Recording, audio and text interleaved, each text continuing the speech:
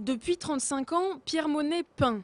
Des rivières, des plans d'eau. Son dernier coup de cœur, les étangs de Fouchy, à la chapelle Saint-Luc. Alors, cette toile va représenter un des étangs de Fouchy à côté de Troyes, dont l'autre jour j'ai fait la visite et qui m'ont beaucoup plu et inspiré. Ça correspondait à ce que je fais, hein.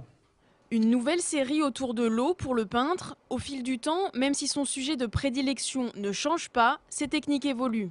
J'ai peint peut-être 25 ans dans la nature sur le motif, c'est déjà plus agréable. Et puis là, bon, je suis plus tout jeune, j'ai 74 ans, donc c'est très fatigant de peindre dehors, voir le matériel s'installer, le démonter, etc.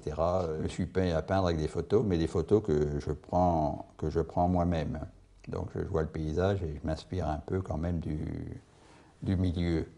De retour à l'atelier, Pierre Monet se base sur la photographie puis improvise, après tout de même quelques préparatifs. Bon, je commence par faire un croquis succinct. Bon, là, c'est avec il y a un pont, ça c'est des nénuphars.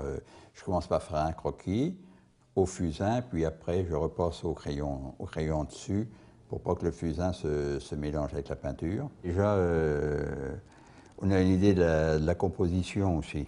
J'ai un premier coup d'œil de ce que le tableau va pouvoir rendre.